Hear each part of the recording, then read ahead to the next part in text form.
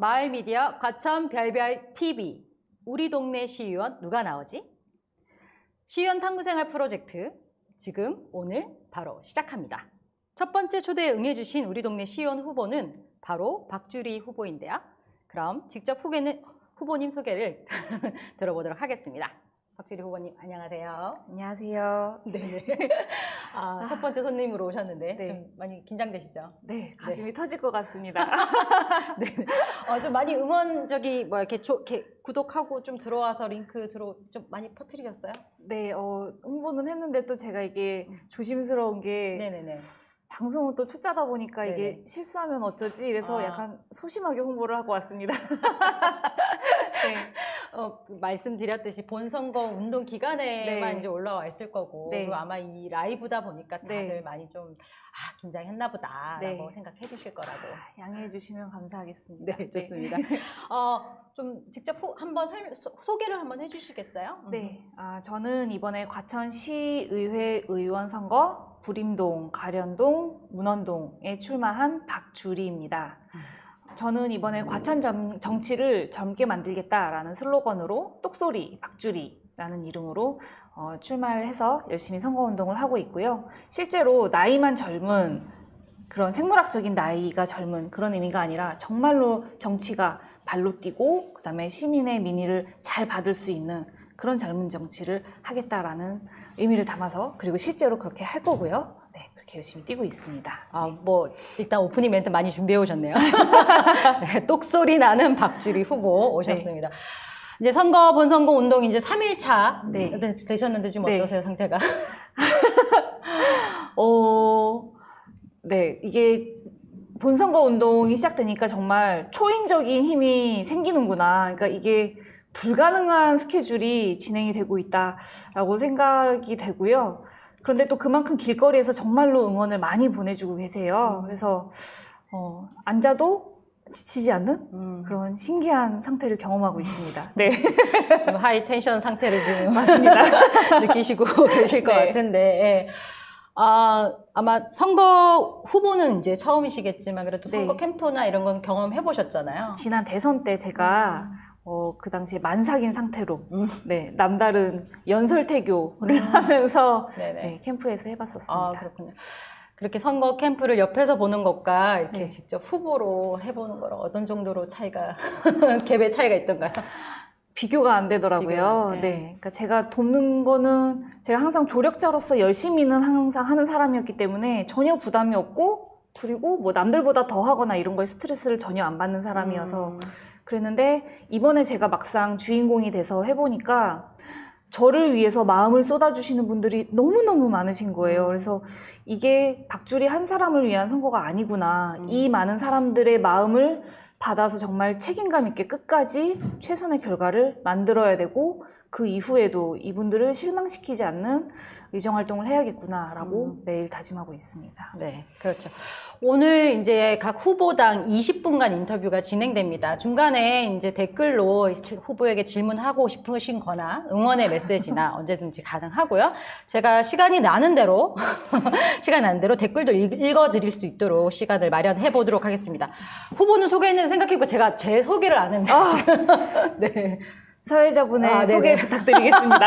이제 진행을 막 하시네요. 네, 저는 과천별별 TV 앵커 석도사이고요.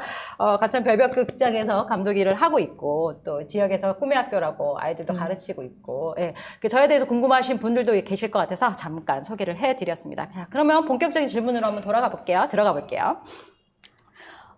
출마를 결심한 이유가 매우 궁금해요. 아까 전에 이제 젊은 정치를 한번 말씀하셨는데 네. 또 그 외에도 혹시 내가 꼭 정치를 한번 해봐야겠다. 기초위원이 돼봐야겠다. 이런 어떤 계기가 있으셨을까요?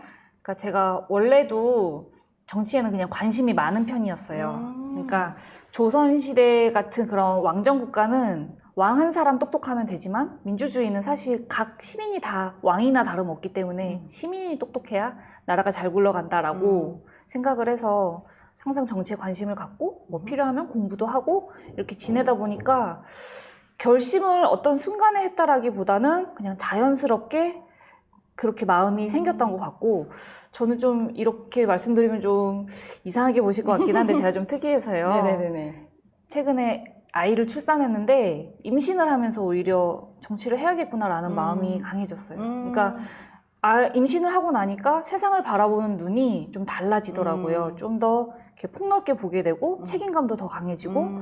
근데 이거를 누군가한테 계속 해주기를 바라고 앉아있기에는 뭔가 아이한테 미안한, 그러니까 저 혼자 살다 말 세상이 아니니까 좀 더 사회적으로 좀 안전하고 좀 다정한 네네. 그런 사회를 만들고 싶어서 출마를 하게 됐습니다. 그렇죠. 열혈 엄마. 네. 뛰어나가죠. 정작 애는 집에 있고 이렇게 뛰어나와서 네, 지금 태교로 지금 정치를 하고 계시고 지금 육아도 정치와 함께 하실 박주리 후보를 모시고 있습니다. 출마에 그래서 지금 계기는 좀 들어봤고 내 아이가 조금 더 안전한 사회에서 크길 바란다. 그래서 오히려 더 정치를 내가 한번 주도적으로 해보겠다. 정치인으로서 이렇게 행보를 이제 시작하셨다고 말씀하셨고 또 출마의 과정들이 또 이렇게 또 험난? 네, 또 초선이시고 그래서 이 민주당의 지금 나선거구의 일가를 받으셨는데 또 어떤 과정들이 있으셨는지 또 궁금하신 시민들이 있으실 것 같아요. 네, 맞습니다.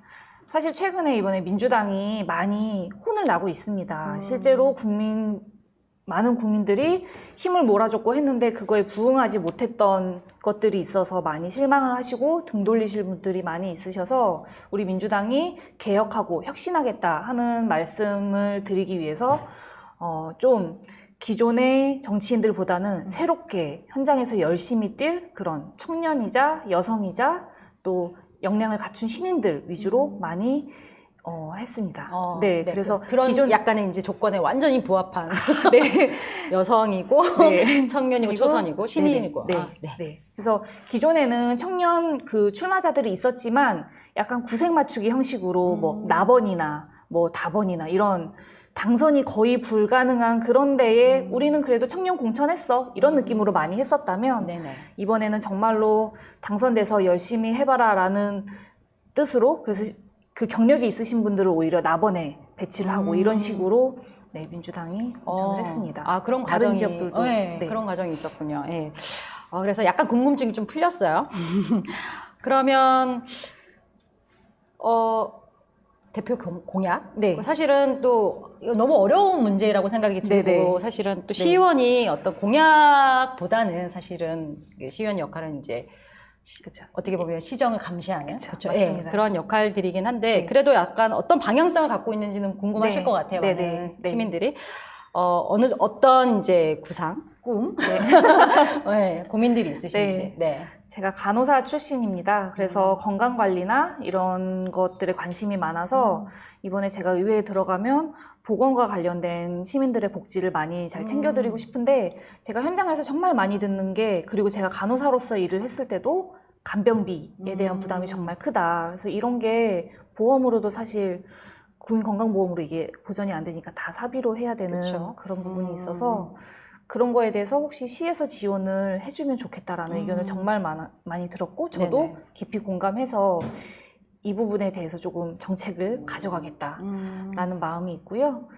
또 이거는 좀 저만 가지고 있는 유니크한 공약이 또 하나가 더 있는데 그 다회용 포장컵 공유 사업을 한번 추진을 해보고 싶습니다. 시범 사업으로.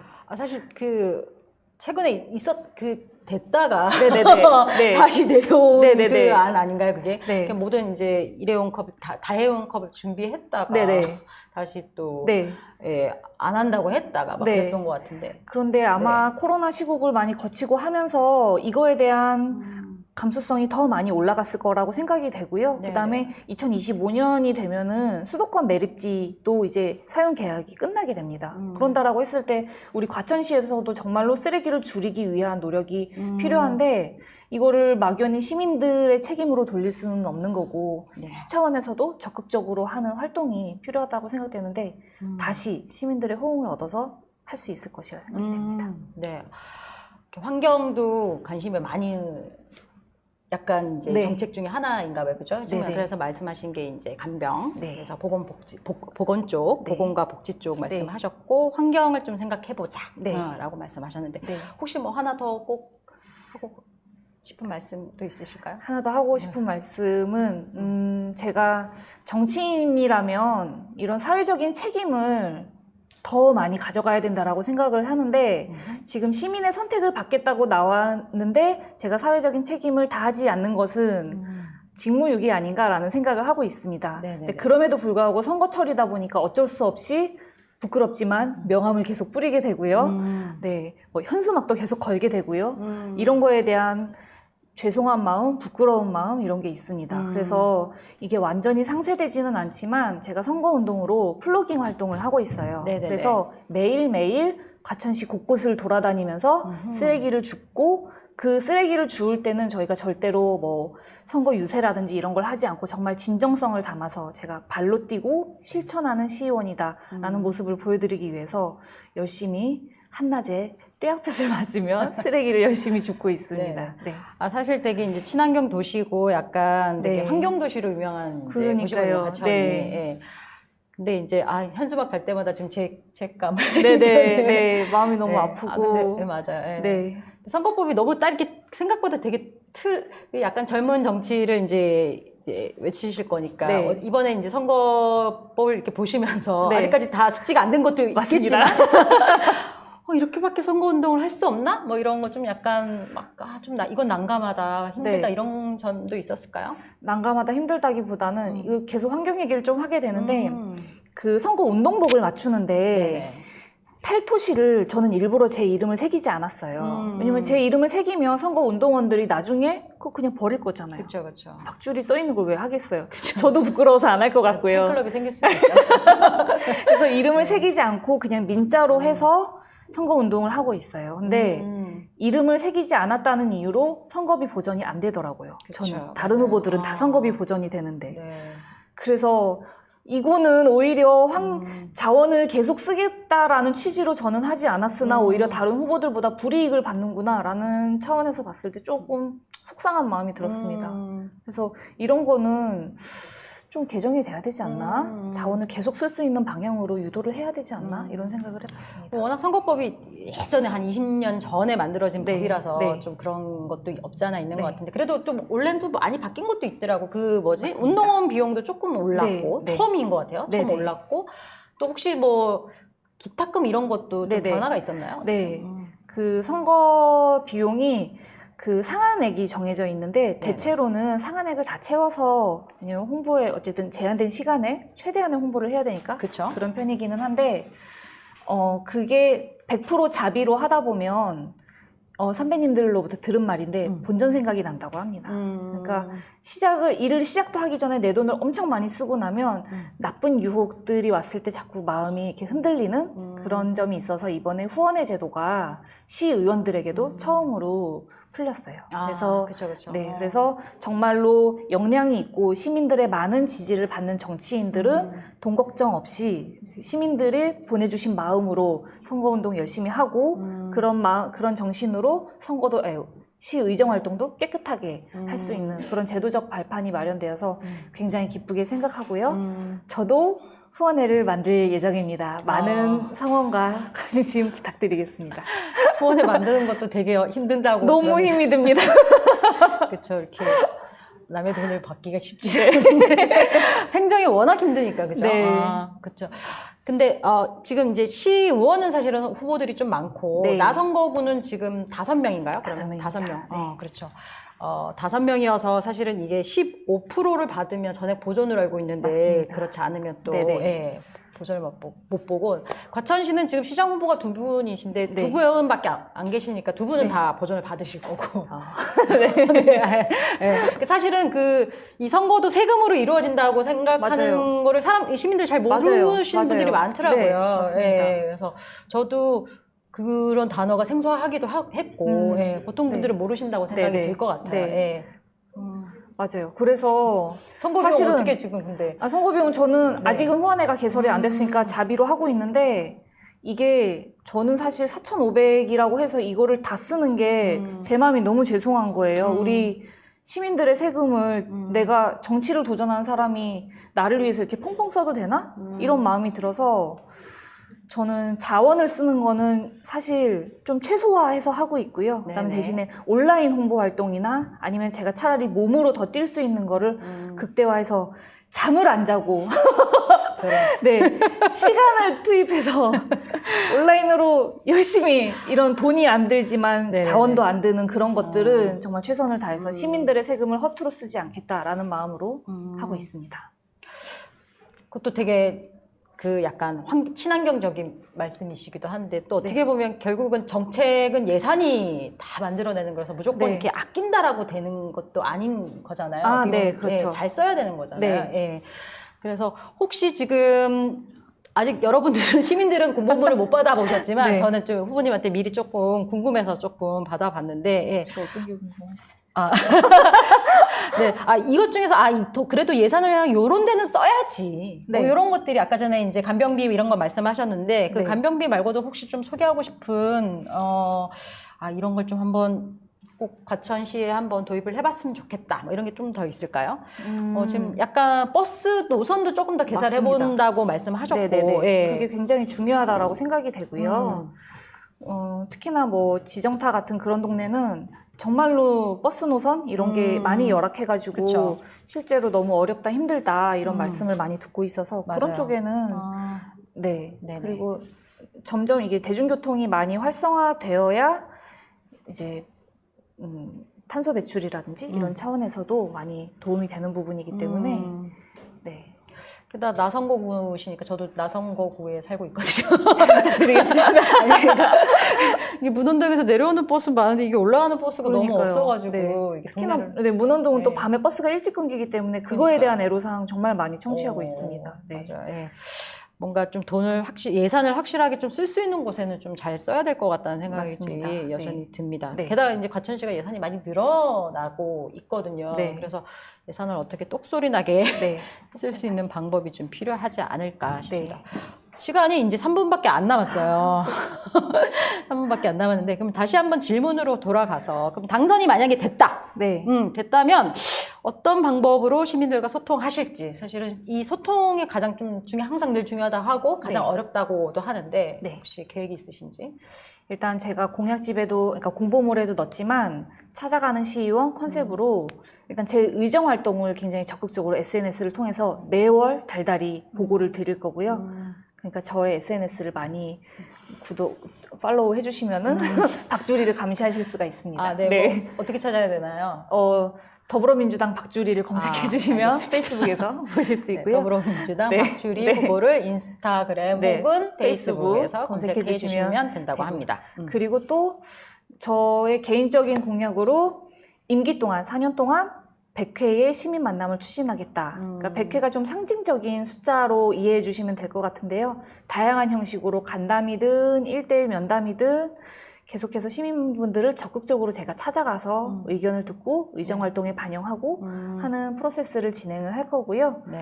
또 그중에서 제가 이거 선거활동 중에 제가 좀 흥미롭게 본 게 지난해 아트큐브 프로젝트를 네네네. 봤어요. 그게 굉장히 인상적이더라고요. 시민들이 직접 예술활동을 할 수 있게 지원을 해주고 또 각 그 시민들 그룹에 뭐라 그러죠? 그 퍼실리테이터, 맞아요. 예술가분들을 지원을 해주셔서 그 많은 시민분들의 의견을 듣고 그것이 표현될 수 있게 하는 너무 좋은 공공미술 프로젝트. 네, 공공미술 프로젝트. 네. 그래서 이런 식으로도 시민들과 많이 접점을 만들어 나갈 수가 있겠다라는 생각이 들어서 이런 그 예술가 문화예술 쪽으로도 시민분들이 많이 참여하실 수 있게 그리고 저도 찾아갈 수 있게 이런 기회를 많이 살려보고자 합니다. 참고로 아트큐브는 별별극장이 찍었습니다. 촬영을.